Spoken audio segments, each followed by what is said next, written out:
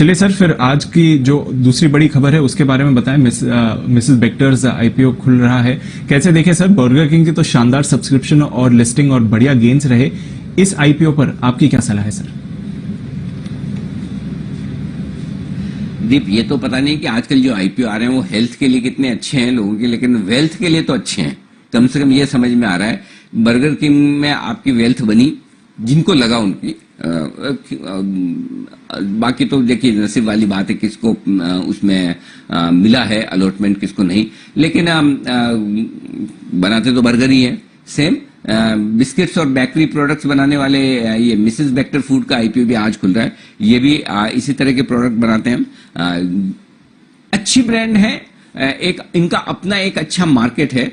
कुछ चीजें जो मुझे इस कंपनी के बारे में जो अच्छी लगी वो ये है कि एक तो ये चीज क्लियर कट है कि भाई इसके वैल्यूएशंस रीजनेबल है।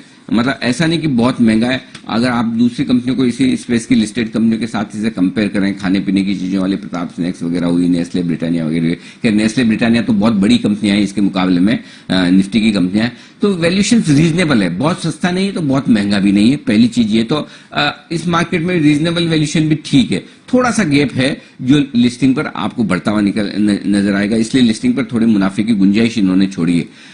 एंकर बुक अच्छी बनकर आई है। कुछ अच्छे नाम, अच्छे फंड्स हैं जो बढ़िया क्वालिटी आईपीओ में निवेश करने के लिए जाने जाते हैं, वो आपको थोड़ा कंफर्ट देते हैं। 25 साल का बड़ा इंटरेस्टिंग और मजबूत बैकग्राउंड है प्रमोटर्स का इस कारोबार का, जो इनके लिए बड़े फायदे की बात है। तो 3 अच्छी चीज दिखे। खाली एक ही चीज को लेकर मैं थोड़ा सा परेशान हूं, और वो है कि ग्रोथ पिछले 3 साल में 18, 19, 20 में उतनी नहीं है जो होनी चाहिए। मुश्किल से थोड़ी सी ग्रोथ आई है, हार्डली 5-6% के आसपास की रेवेन्यू ग्रोथ है। थोड़ी ग्रोथ और बेहतर हो तो बढ़िया। आई डोंट नो, अब आईपीओ के बाद हो सकती है, या फिर मार्केट बड़ा कॉम्पिटिटिव है। हालांकि 2020 का साल इस कंपनी के लिए बहुत अच्छा रहा, लेकिन मैं जनरली जब आईपीओ आता है ना, तो मैं उस साल के डेटा और उस साल की परफॉर्मेंस को ज्यादा वो भाव नहीं देता, ज्यादा उसको वेटेज नहीं देता, क्योंकि आपको पता है ना कि शादी के दिन दूल्हा हो या दुल्हन, दोनों एकदम सज धज कर तैयार रहते हैं। उसी दिन, इसीलिए उसको राजा कहा जाता है, उसी दिन जितना खूबसूरत दिखता है उतना कभी नहीं दिखेगा। दुल्हन का भी वही हाल है। वैसे ही आईपीओ के वक्त कंपनियां जब आती है तो पूरी सज धज कर आती है, अपनी बैलेंस शीट को चमका कर, ग्रोथ को जितना जो बढ़िया से बढ़िया डेटा प्रेजेंट कर सके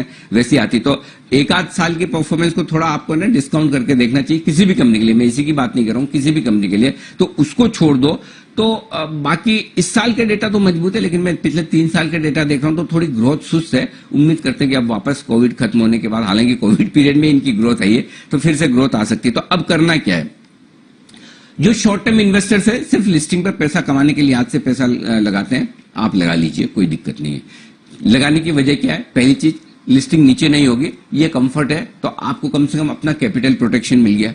दूसरी चीज, रीजनेबल रिटर्न मिल जाएगा। अब रीजनेबल रिटर्न की डेफिनेशन अलग अलग हो सकती है। मेरे ख्याल से अगर लिस्टिंग पर 25-30% से ज्यादा रिटर्न मिलता है तो बहुत बढ़िया रिटर्न है, कोई दिक्कत नहीं, और उतना मिल जाना चाहिए आराम से, दिक्कत की बात नहीं। हो सकता है ज्यादा भी मिले, ज्यादा मिले तो बहुत बढ़िया, ना मिले तो आप 25-30% की भी उम्मीद रखकर चलें तो कोई गलत नहीं है। लेकिन मुझे लगता है कि अच्छा रिटर्न आपको लिस्टिंग पर मिल सकता है, और लिस्टिंग पर रिटर्न कमाने के लिए आज से पैसा लगा लीजिए। ये तो बात होगी शॉर्ट टर्म इन्वेस्टर्स की, जिन्हें लिस्टिंग पर 1-2 दिनों में बेच के निकलना है, ठीक है। अब आइए दूसरे इन्वेस्टर्स जो लॉन्ग टर्म वाले हैं।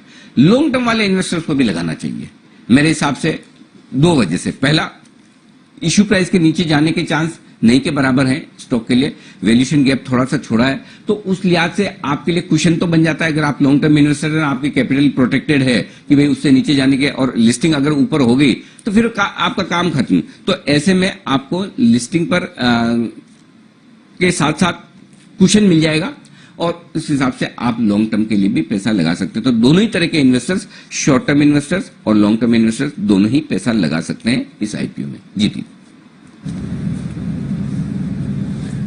चलिए, तो ये क्लियर है कि आईपीओ में आप पैसा लगा सकते हैं। लॉन्ग टर्म इन्वेस्टर हो या शॉर्ट टर्म लिस्टिंग गेन के लिए आप सर्च कर रहे हो, इस आईपीओ पर नजर रखें। आज से खुल रही है आईपीओ, 17 तारीख तक खुली रहेगी।